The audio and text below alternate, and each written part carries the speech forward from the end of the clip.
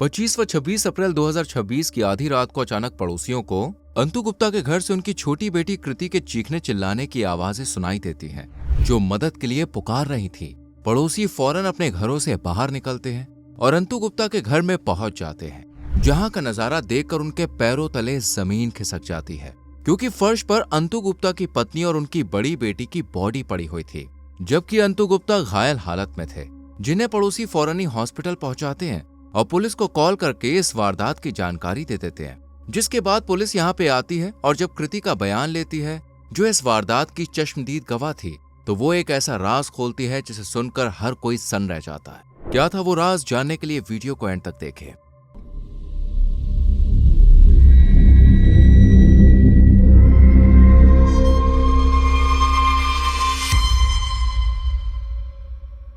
इस case file की शुरुआत होती है बलिया के नगरा थाना क्षेत्र के बछईपुर गांव से, जहां 23 साल की प्रीति अपने परिवार के साथ रहती थी। उसके पिता का नाम अंतु गुप्ता था, जो एक साधारण किसान परिवार से ताल्लुक रखते थे और खेती बाड़ी करके अपने परिवार का खर्चा उठा रहे थे। अंतु गुप्ता को पूरे गांव में एक सीधे और शांत बिहेवियर वाले इंसान के रूप में जाना जाता था, जो किसी विवाद या झगड़े में नहीं पड़ते थे, बल्कि अपनी खेती बाड़ी और परिवार से ही मतलब रखते थे। वहीं उनकी पत्नी सुशीला देवी, जिनकी उम्र करीब 55 साल के करीब थी, वो भी गांव में एक मिलनसार महिला के तौर पर जानी जाती थी और हर किसी के सुख दुख में उनका साथ देने के लिए हमेशा वो खड़ी रहती थी। इसलिए गांव का हर एक मेंबर सुशीला देवी की इज्जत किया करता था, जिनकी 2 प्यारी सी बेटियां थी, एक प्रीति और दूसरी कृति, जिसकी उम्र करीब 19 साल के आसपास थी और वो अपने ही गांव के एक स्कूल में पढ़ने के लिए जाती थी।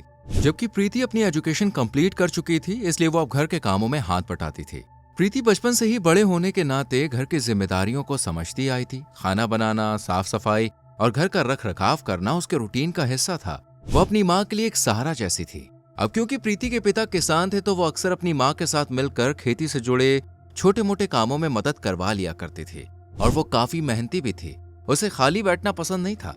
उसकी इन्हीं आदतों की वजह से सुशीला देवी और अंतु गुप्ता के दिल में प्रीति के लिए खास जगह थी, पर वो सबसे ज्यादा करीब अपनी माँ के थी और उनसे हर बात शेयर किया करती थी। ये छोटा सा परिवार काफी हैप्पी था और आराम से हंसी खुशी अपनी जिंदगी गुजार रहा था और अब टाइम आ गया था जब अंतु गुप्ता प्रीति की शादी करना चाहते थे। हालांकि ये फैसला उनके लिए लेना थोड़ा मुश्किल था, क्योंकि प्रीति एक ऐसी बेटी थी जिसके जाने से परिवार में सन्नाटा छा जाता, पर शादी तो करनी थी। इसलिए अंतु गुप्ता उसके लिए अब लड़का ढूंढना शुरू कर देते हैं और जल्द ही ये तलाश अमित गुप्ता पर जाकर खत्म हो जाती है, जो बलिया जिले के ही गढ़वार थाना क्षेत्र के अंडर में आने वाले सिंघाचौर गांव का रहने वाला था और जेसीबी चलाने का काम करता था, जिसके बदले अमित को महीने की ठीक ठाक सैलरी मिल जाती थी, जिससे वो घर चला सकता था। अंतु गुप्ता को जब अमित के बारे में पता चलता है, तो वो उसकी फैमिली से बात करने उसके घर पहुंच जाते हैं और अमित को देखने के बाद उसे प्रीति के लिए पसंद कर लेते हैं। वहीं अमित का परिवार भी प्रीति को अपनी बहू बनाने के लिए राजी हो जाता है, जिसके बाद दोनों की एंगेजमेंट कर दी जाती है और शादी की तारीख भी तय हो जाती है।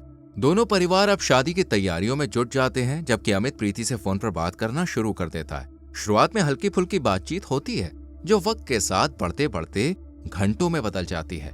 दोनों घंटों तक फोन पर बातें करने लग जाते हैं और इसी बातचीत के दौरान दोनों एक दूसरे के इतने करीब आ जाते हैं कि उन्हें प्यार हो जाता है, जिसमें कोई अजीब बात भी नहीं थी, क्योंकि अमित और प्रीति की अब जल्द ही शादी जो होने वाली थी, वो भी परिवार की मर्जी से, और घर में शादी की तैयारियां भी बहुत ही जोरों शोरों से चल रही थी।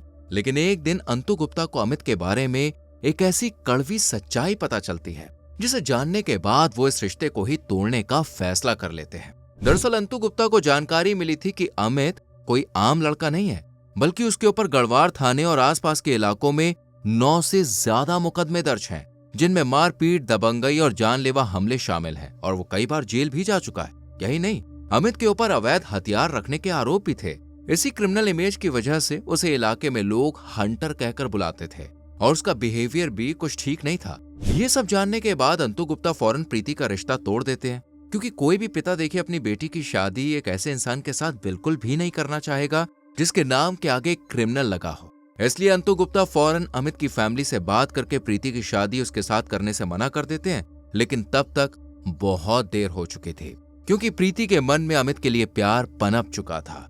वो अब उसी से शादी करना चाहती थी। इसलिए उसने अंतु गुप्ता से यानी अपने पापा से साफ कह दिया कि वो शादी करेगी तो अमित से करेगी, वरना नहीं करेगी। हालांकि अंतु गुप्ता उसे समझाने की कोशिश करते हैं कि अमित उसके लिए एक अच्छा लाइफ पार्टनर नहीं है, पर प्रीति यहाँ पर कुछ भी सुनने के लिए रेडी ही नहीं थी।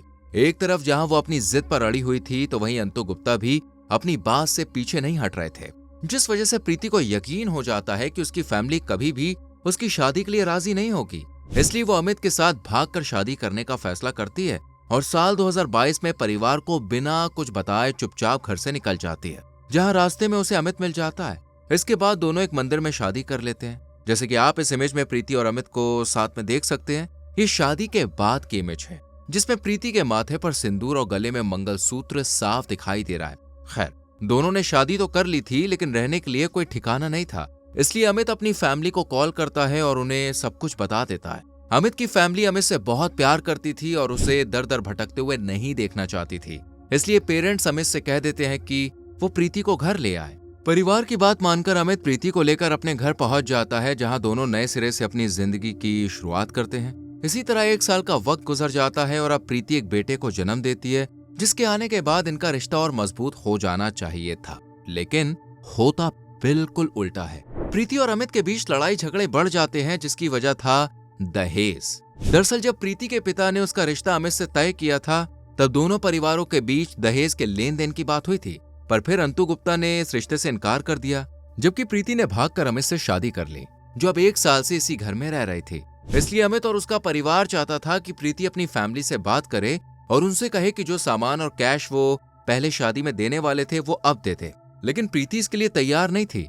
वो अमित को समझाते हुए कहती है कि उसका अपनी फैमिली से कोई रिश्ता नहीं है, ऐसे में वो कैसे दहेज की मांग कर सकती है, क्योंकि उसने तो भाग के शादी की है।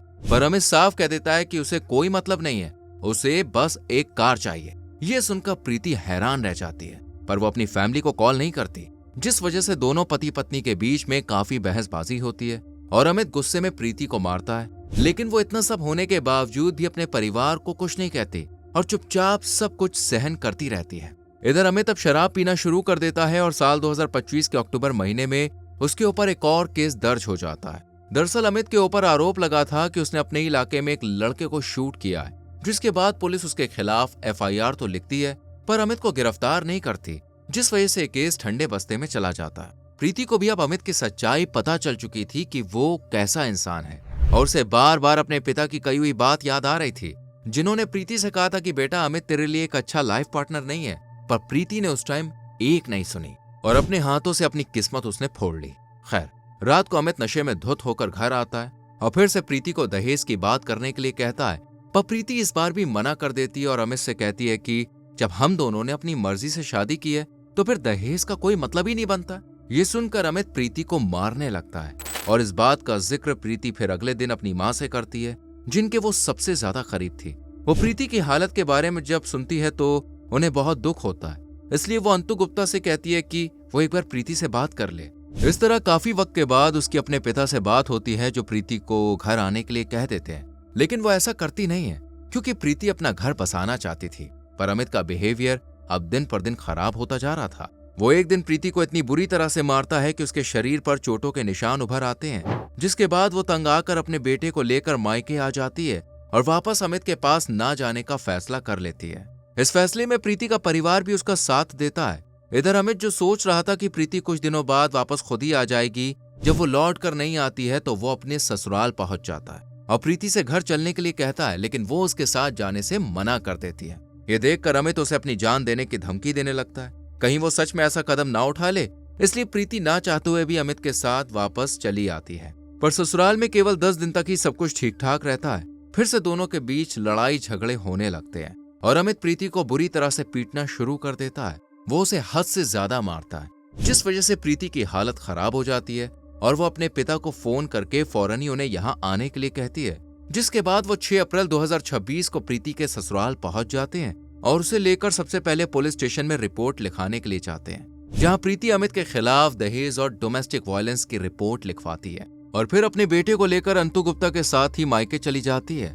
इधर अमित को जब पता चलता है कि प्रीति ने उसके खिलाफ FIR लिखवा दी है, तो अब उसका गुस्सा 7वें आसमान पर पहुंच जाता है और वो उसी वक्त प्रीति को सबक सिखाने का फैसला कर लेता है। अमित प्रीति को कॉल करता है कि वो FIR को वापस ले ले और वापस अपने घर आ जाए, लेकिन वो अब उसके साथ रहना नहीं चाहती थी, इसलिए प्रीति वापस घर आने से साफ इनकार कर देती है।